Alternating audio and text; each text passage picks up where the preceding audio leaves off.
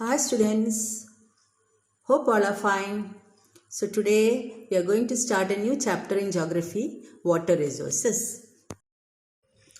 So in this chapter we'll learn about water as a resource and the importance of water and how far we are facing the problem of scarcity and what all things can be done to make water available.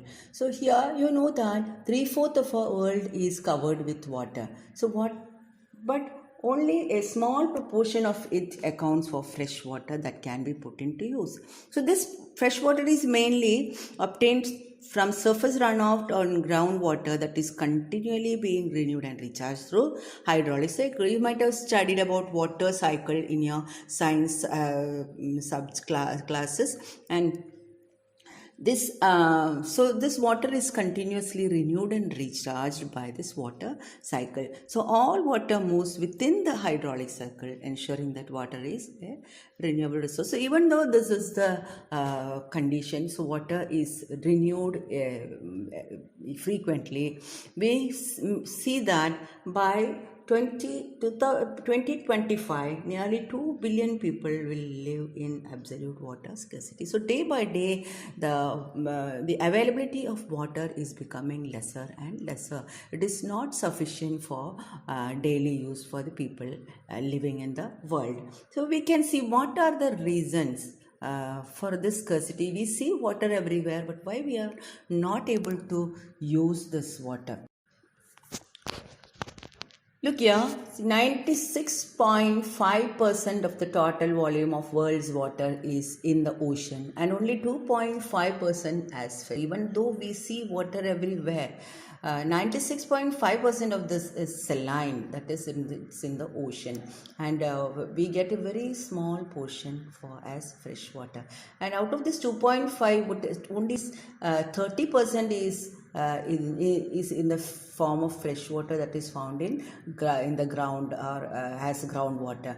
70% of this fresh water occurs as ice sheets and glaciers. So India receives nearly 4% of the global precipitation, and it is 133rd in the world in terms of water availability per person per annum. So now you understood why we are facing a problem of water scarcity. You can see water everywhere, seas filled, oceans filled with water, but fresh water availability is very limited. So we'll see what are the reasons for water scarcity. So given the abundance and renewability of water, it is difficult to imagine that we may suffer from water scarcity. So the moment we speak of water shortages, we immediately associate it with regions having low rainfall or those that so we instantaneously visualize the deserts of Rajasthan and women balancing many mud cars used for collecting and storing water and traveling long distance. So here is a picture. See, women walking a long distance carrying mud cars. So this is picture from Rajasthan where people have to walk along because of the scarcity of water. People have to walk a long distance to get fresh water. So besides failure in monsoon and seasonal precipitation, there are also several other reasons for water scarcity. So it is over exploitation of water. People exploit or use more and more of water than that is needed, than the capacity of groundwater. So it is bringing about water scarcity. Again, there is excessive use and unequal access to water among different social groups. People are using more of water in some areas than the other regions. So it is also bringing about shortage in water. And then when the population started increasing, people started expanding the agricultural areas to facilitate higher food grain production. Water resources are being over exploited to expand irrigated areas and dry season agriculture. So this has also led to falling groundwater levels. So it is adversely affecting the availability of water and food security of the people. Then again, post-independence witnessed intensive industrialization and urbanization. So it created vast opportunities, job opportunities for the people. But again, today large industrial houses are as commonplace as the industrial units of many multinational companies. So this ever increasing number of industries has made matters more worse. So the availability of water is becoming lesser and lesser day by day. So this is also adversely affecting the water availability or the use of water, equal distribution of water. So these are some of the reasons for water scarcity. So here are some of the pictures of showing the deficiency of water in the world, or maybe even in our country. So far we have focused on the quantitative aspect of water scarcity. Now let us consider another situation where water is sufficiently available to meet the needs of the people, but the area still suffers from water scarcity. So this scarcity may be due to bad quality of water. Lately there has been a growing concern that even if there is ample water to meet the needs of the people, much of it may be polluted by domestic and industrial waste, chemicals, pesticides, fertilizers used in agriculture, thus making it hazardous for human beings. You may have already realized that need of the hour is to conserve and manage our water resource to safeguard ourselves from health hazard and to ensure food security. So what can we do for managing this water? So we have to see what all things can be done for water resource management. So now let's see how do we conserve and manage water. Archaeological and historical records show from ancient times that we have been constructing such types of sophisticated hydraulic structures like dams built of stone rubble, then reservoirs or lakes and canals for irrigation. And even we have continued this tradition in modern India by building dams in most of our river basin. So here are certain examples for the hydraulic structures in ancient India, like during the time of Chandragupta Maurya, dams, lakes and irrigation systems were extensively built. And again, in the 11th century, Bhopal Lake, one of the largest artificial lake of its type, was built. Then in 14th century, Hoskas, Delhi, a tank was built by Iltutmish for supplying water to Siri Fort region. So these are some of the ancient sophisticated hydraulic structures which we could see. And now let's move on to what are dams, or how dams are helping in modern world. See what are dams. So we'll see dams, temples of modern India. Do you know who told this? Whose quote is this? Temples of modern India. Jawaharlal Nehru, just after independence, he knew the importance of dams. There is dam only if we are building more dams, our water scarcity can be removed. If we have to develop in the field of agriculture and in the field of industry, more and more water is needed. We have to store more water. So he insisted on the building up of dams. So more dams had been built just after independence. We'll see what is a dam. A dam is a barrier across flowing water that obstructs, directs or retards the flow, often creating a reservoir, lake or impoundment.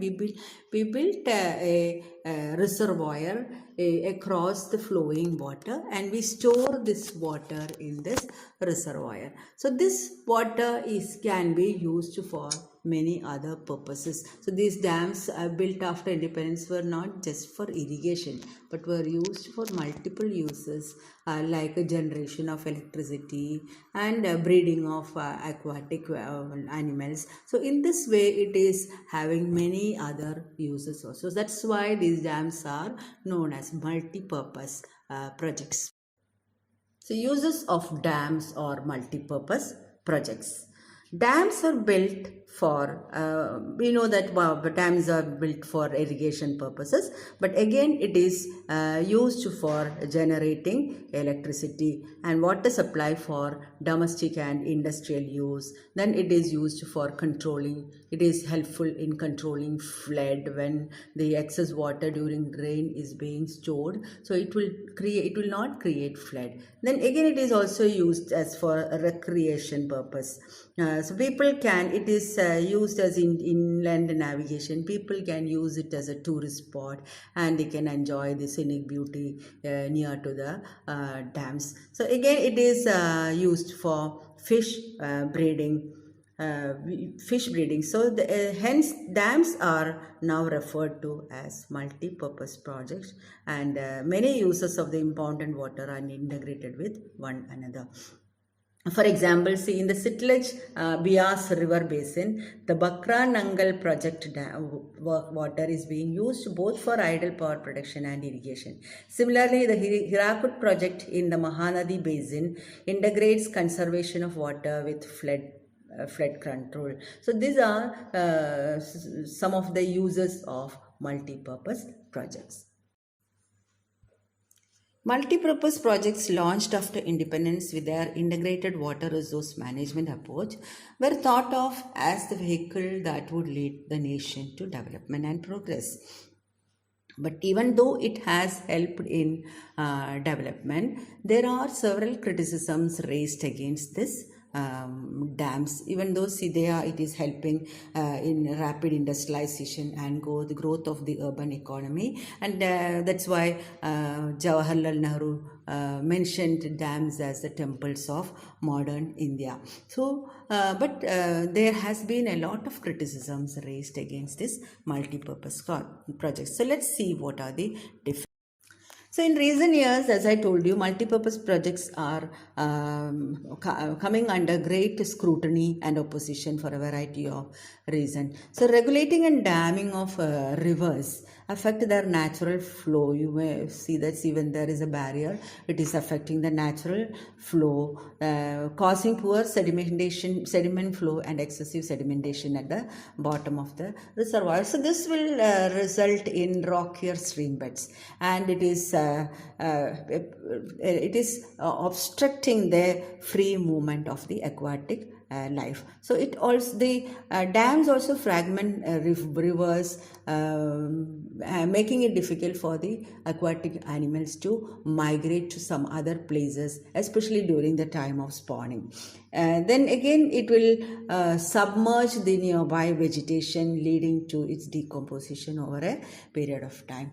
Then next we can see that this multi-purpose projects have also led to several social movements, which has been due to the large scale displacement of the local community. Local people often have to give up their land, livelihood, and their meager access and control over resources for a greater good of the nation. Actually, they are not benefiting from these dams which are being built. They lose most of their belongings when such dams are built. For this, you might have seen certain social movements started against this, like the Narmada Bachao Andolan or Save Narmada movement, the Tehri Dam Andolan. So Narmada Bachao Andolan is a very famous Andolan, which is a non-government organization that mobilized tribal people, farmers, environmentalists and human rights. You might have heard about the leader of this Narmada Bachao Andolan, Metha Patkar. So it's originally focused on the environment issues related to trees that would be submerged under the dam water. So such social movements were started against the building up of dams. Then there are several other reasons also regarding the construction of dams. Let's see what are they. So dams also causes water dispute among among states. So interstate water disputes are also becoming common with regard to sharing the costs and benefits of multipurpose projects. Again, the sharing of water between the two states. So you might have come across the several disputes like Krishna Godavari water dispute, then between Karnataka and Andhra Pradesh, then the Kaveri river water dispute between Tamil Nadu and Karnataka. Such disputes are common among the states regarding the sharing and the meeting of the costs of multipurpose projects. Then dams also change the cropping pattern, leading to widespread commercial cropping. As the water supply increases, farmers started shifting from shifting to water intensive and commercial crops. So this has great ecological consequences like the salinization of the soil, and at the same time it has also transformed the social landscape, that is increasing the social gap between the richer landowners and the landless poor. So, in Sabarmati Basin in Gujarat, people agitated and almost caused a riot over higher priority given to water supply in the urban region areas, particularly during droughts. So, these are some of the defects of multipurpose project. There is a map of India showing the major rivers and dams. So these major rivers and dams are important for you to study because it will come for your final board exam. Even though this chapter is meant for uh, periodic assessment only, map marking of dams will be there for your board exam. So make sure that you study this thoroughly. Have a look at all the rivers and dams which are being built on these rivers. So with this, let me conclude my first part of the chapter, water resources. So in the next part we'll come with what are the other alternatives used for storing instead of multi-purpose projects. What are the other alternatives used for storing rainwater? So rainwater harvesting. So till then, let me say goodbye to you. Have a nice week. So we'll see you in the next week.